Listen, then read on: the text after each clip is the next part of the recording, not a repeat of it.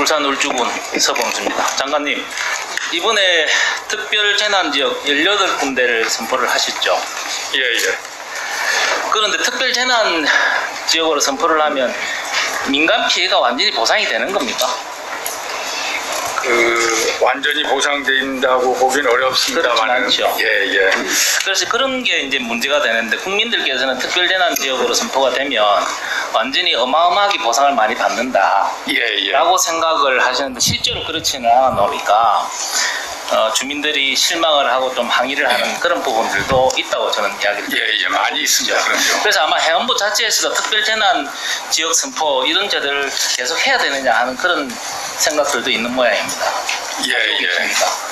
그래서 특별재난지역 선포 또 안 된 지역도 복구지원을 해야 되거든요.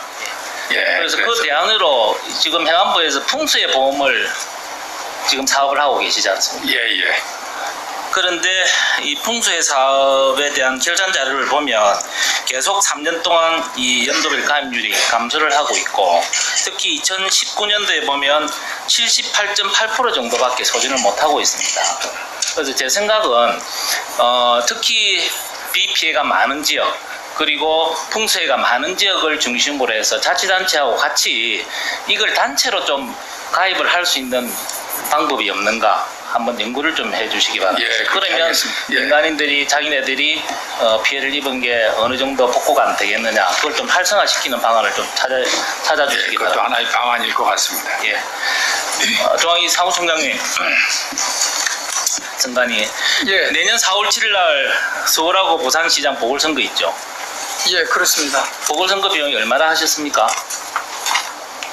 두 군데 합쳐서 800억이 좀 넘는 838억으로 발표하신 걸로 알고 있습니다.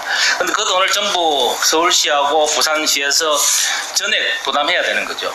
예, 지방자치단체가 부담하도록 되어 있습니다. 그래서 국민들 입장에서는 불필요한 선거도 치러야 하고 또 소중한 국민의 혈세를 낭비하는 꼴입니다. 자치단체장의 위법행위나 비위 사건으로 재보궐선거를 유발했을 경우에 그 후보를 배출한 정당에 지급하는 보조금을 일부 삭감할 필요가 있다는 의견들이 많습니다. 우리 총장님의 생각은 어떻습니까? 예, 저도 언론에서도 봤었고, 또 위원님 지적하시는 말씀 취지는 충분히 이해를 합니다.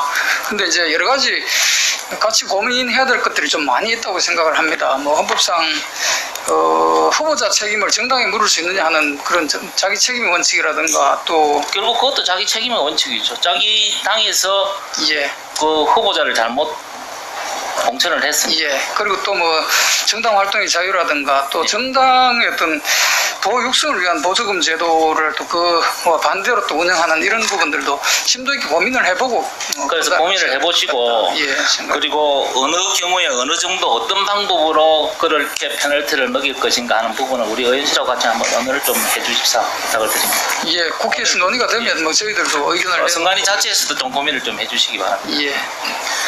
우리 청장님, 경찰청장님. 그 박저 의원님의 오전 질의에 국민의 안전 앞에는 여야가 구분이 없다, 전적으로 그 말씀에 저는 공감을 합니다. 그런데 8월 15일 날 집회 관련해 경력이 몇 명 동원됐습니까?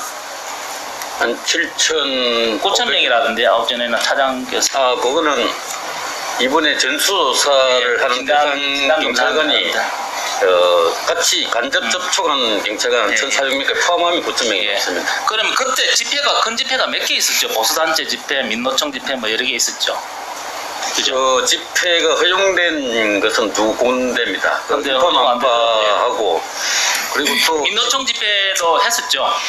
민노총 집회도 당초에 신고된 장소에는 경찰이 선점했기 때문에 못하고 고심각 쪽으로 종각 일가 정도의. 그래서 그 진단을 한 7,000명, 9,000명 경력 중에는 거기에 투입된 경찰관도 있는 거죠? 일부 조금 있습니다.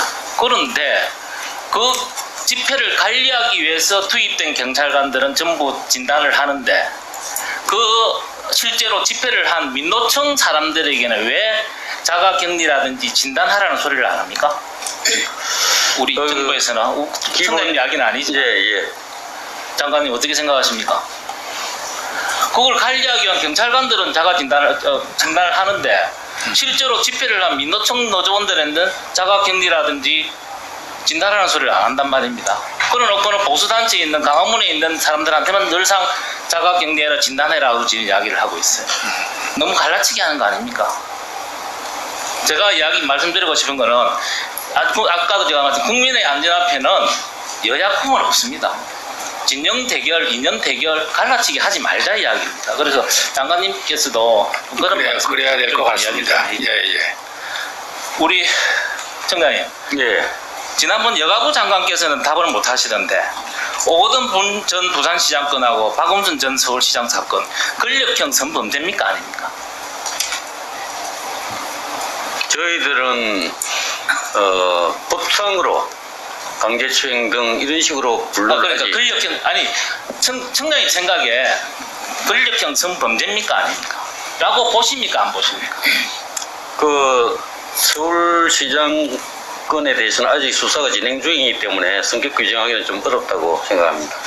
성추행 보고는 조사 안 한다면서요? 그 방조부문이라든지 다른 유타 피해자 조사 등을 볼 때 아직 진행되고 있는 수사가 많이 있습니다. 청장님 제발 홍길동 경찰은 하지 맙시다.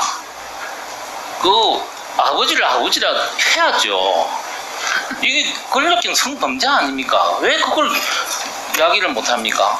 예를 들면 수사를 하는데 어느 정도 계략적으로 생각을 하고 수사를 할 거 아닙니까? 단서를 가지고. 그러면 수사관이 아무런 생각 없이 그냥 수사하는 겁니까? 아 이거는 성범죄다. 좋다. 성범죄입니까 아닙니까? 권력형 뺍시다. 그럼. 피해자가 당초 고소한 사안에 대해서는 피고소인이 사망했기 때문에 수사를 더 이상 진행하지 않고 있어요. 자 다시 한번 말씀드리겠습니다. 제발 홍길동 경찰은 좀 반대시기를 빌어야 합니다.